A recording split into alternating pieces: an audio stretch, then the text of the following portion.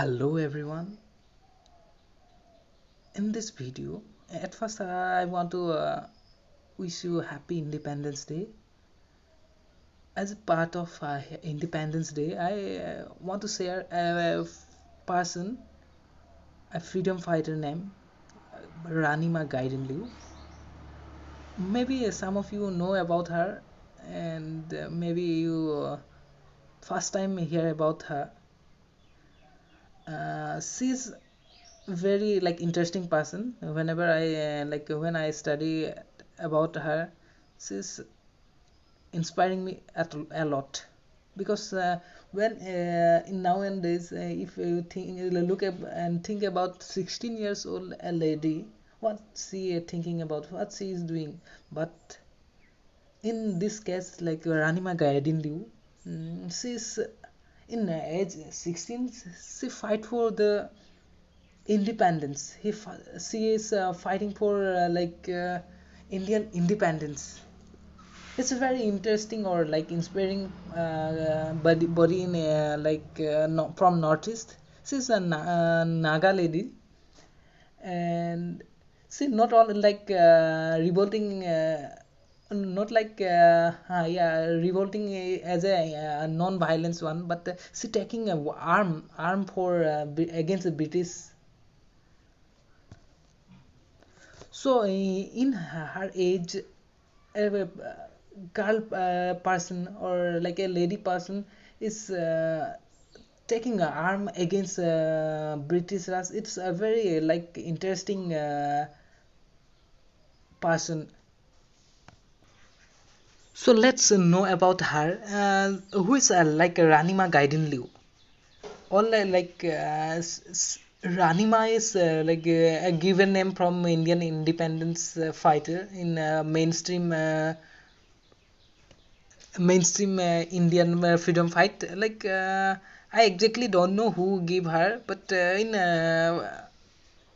context of her discussion, Jawaharlal Nehru give her like Ranima title first. We can know about the various sources. So she's in 16 years old in that period, and the beginning of this stories start with the Hurricane movement. Exactly in the Hurricane movement, exactly against the Christianity conversion. In this in that British Raj, we all know that the missionary came here, and they are also like converting the Indian people to Christianity in the name of aid or in the name of education or hospital facilities. This kind of like conversation happening in various part of the Indian society. We know about that.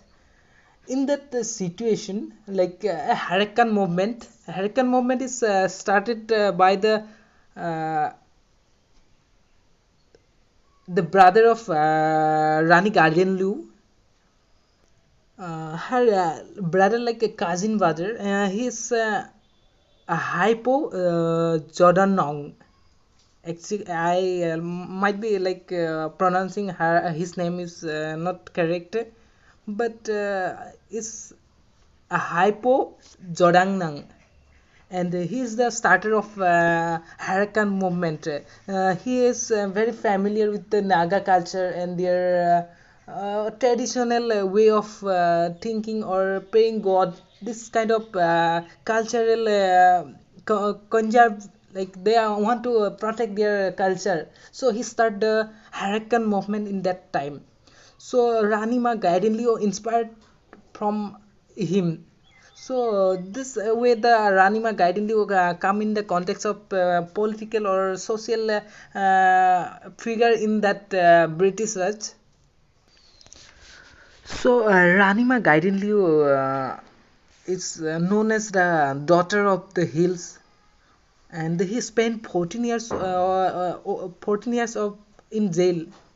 His life 14 years of his life her life, in a jail for Indian independence. And in she particularly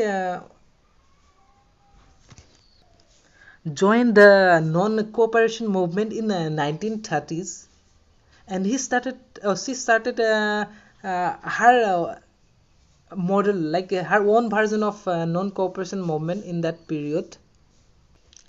So what basically for what she's fight for? She's fight for like preserve the identity and culture of her community, the Jeme, Liang Mai, Rongmei, and Inpui. These are the community of Naga tribes. She basically want to preserve the culture and their ethnicity of this region. So she fight for this kind of preservation and protection from the British. So in the age of 13, I already mentioned in earlier that 16, but the correct age is 13. In 1930, in the age of 13, she joined the freedom movement. You remember, at 13 years old, the girl joined the freedom struggle.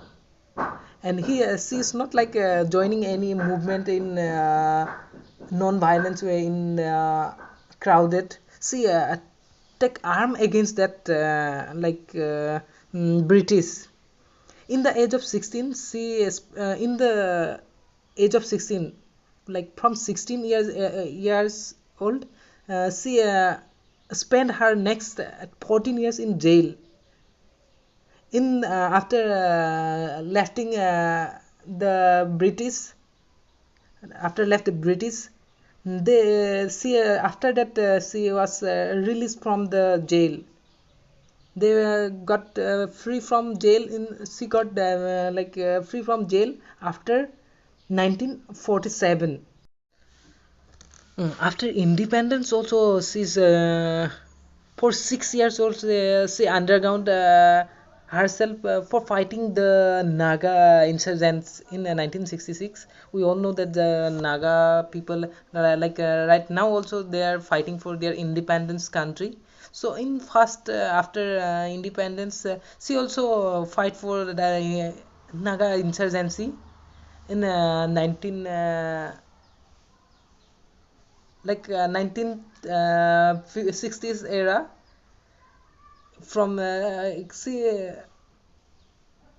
spent 6 years in underground, and after 1966 she pursuant to an agreement with the Indian government, and she came out from the hiding, and joining the peaceful and democratic means of separate Zeliangrong administrative unit. Zeliangrong administrative unit, the community. This is the community of Naga tribes. She was also awarded the Tamrapatra Freedom Fighter Award in 1972, and after that Padma Bhushan in 1982, and after that Vivekananda Seva Award in 1983. And she passed away in 1993 in the age of 78 years. And after that she was also awarded the Birsa Munda Award of posthumously, like after like death her.